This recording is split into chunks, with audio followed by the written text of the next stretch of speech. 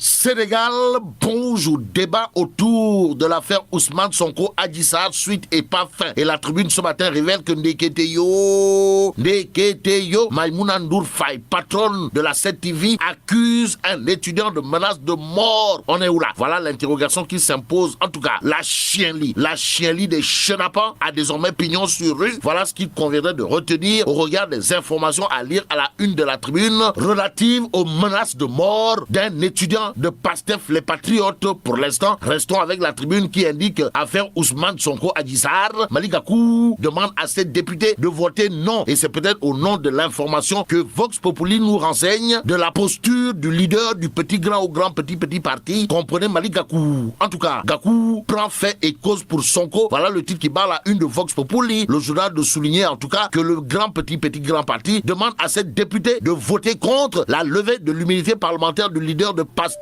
les Patriotes. En tout cas, le grand parti manifeste toute sa solidarité au président de Pastef, nous renseigne bien entendu Vox Populi. Restons avec le journal qui nous informe que les 11 députés instructeurs installés, que retenir autour justement de la procédure de levée de l'immunité parlementaire de Ousmane Sonko, sinon ce que renseigne Vox Populi, à savoir des débats houleux entre opposition et majorité lors justement de l'installation de la commission ad hoc. Pour ce qui relève de la lettre au procureur de la République, retenons d'après Vox Populi que les avocats de Sonko chargent sévèrement Bassirou Gueye ou Bass le procureur, qui aura de quoi s'intéresser à la une du journal Enquête. Le journal en tout cas titre affaire Ousmane Sonko Adji Sarr, la justice sur la sellette. Il est question de quoi? De chaque parti qui semble avoir ses propres juges. En tout cas, Ali Ountin de Africa Jom Center d'indiquer dans Enquête quotidien que les précédents Karim et Khalifa montrent la volonté d'écarter un adversaire politique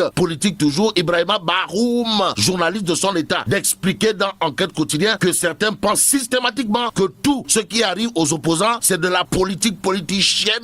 En tout cas, pour ce qui relève de la lettre des avocats de Sonko, il convenait de retenir, d'après Enquête, des irrégularités dans la procédure soulignée. Et ce que soulignent d'autres, Enquête quotidien gravite autour d'un fait bizarre de chez bizarre, à savoir la femme de l'administrateur de Pastef les Patriotes, en l'occurrence Biram Souley Diop, arrêté. Arrêtons-nous sur la une du quotidien, le quotidien, histoire de nous intéresser toujours à l'affaire Sonko et la levée de l'immunité parlementaire du leader de Pastef les Patriotes. En tout cas, l'équation X, voilà le titre qui barre la une du quotidien. Le quotidien, le journal du groupe Avenir Communication, de renseigner que l'opposition veut connaître l'identité de X. Aussi, les avocats de Sonko écrivent au procureur, les non-inscrits préfèrent Cheikh Bamba Dièye ou Allahou Wahidou Boutouti Touti Bundaoundao et Fatou Ndiaye de Réumi Djokne. Voilà ce qu'il a lieu de dire en lisant critique à la une du quotidien. Piloté par mon confrère Pape Sarr, on peut en effet lire appel à l'insurrection, la charge fatale sous le coude du procureur. En tout cas, insurrection, résistance ou riposte citoyenne. Le journal critique d'informer qu'entre les mailles du présumé viol à l'origine des déboires du leader de Pastef les Patriotes, le procureur garde une dent contre les auteurs et commanditaires des actes de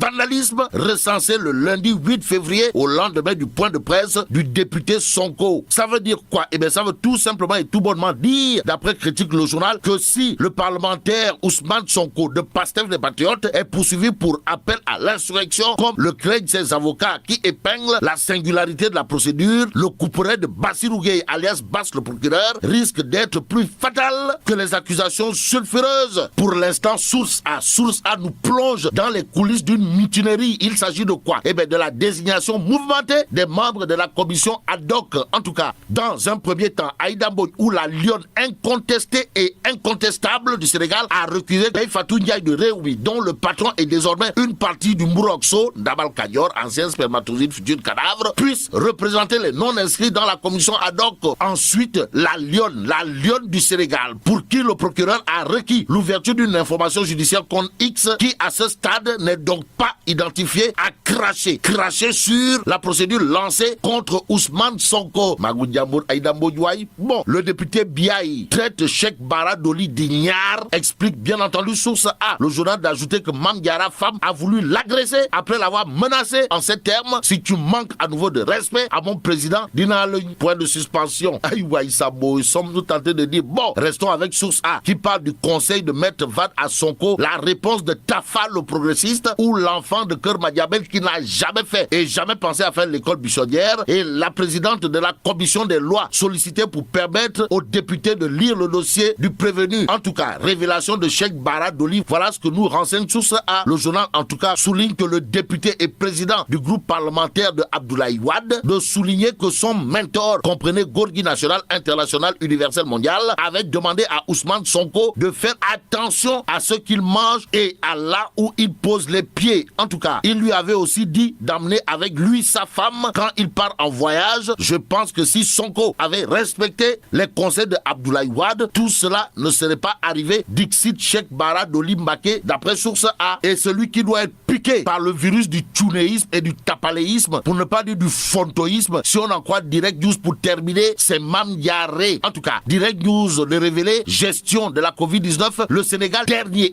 dernier du peloton, à la question de savoir que s'est-il passé.